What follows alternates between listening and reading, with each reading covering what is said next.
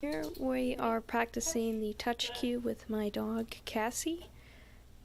So she walks pretty well on a harness, but she tends to pull when it comes to wearing just a collar. Here she went to touch before I asked the cue, so I asked her to sit and wait, and then asked for the touch cue again. So I do it a little bit higher. It keeps her more engaged. She gets bored pretty easily, and she does like to jump up. So I ask for a higher cue, just so she has to think a little bit more.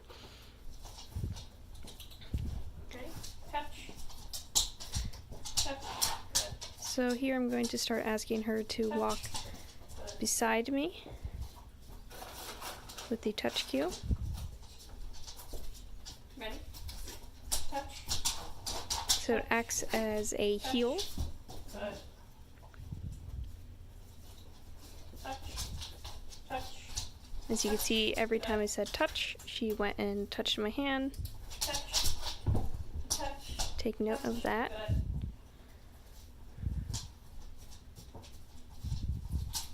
Come in. Push. Ready? So I want her to go on the other side of me.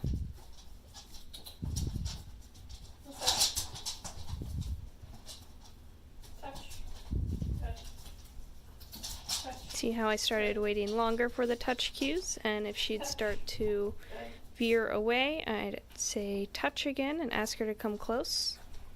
So now we're just going to do this with the leash, just kind of stimulate.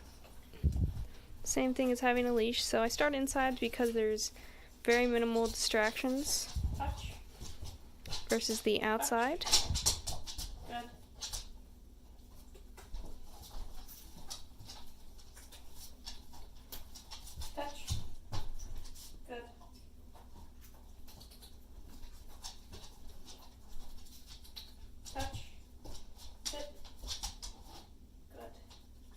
So here we are outside, and in the beginning here I'm showing you what she's like if I just hold the leash at the end. She pulls me, she just kind of does her own thing.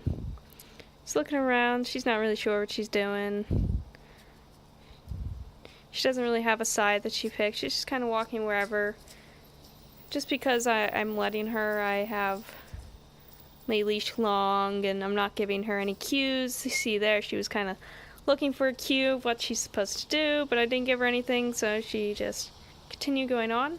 And here my neighbor came out of his house, so you're going to see how she reacts when I don't do anything about what she's doing. I have a long leash, didn't really ask her to do anything, didn't really ask to correct her. So now I'm going to start asking to correct her, so you can see the difference once I have her back. So I asked her to sit because she was a little too frantic, because he's right there putting his trash out. He's right off camera, you can't see, so I asked for different heights of touching, so it really makes her think.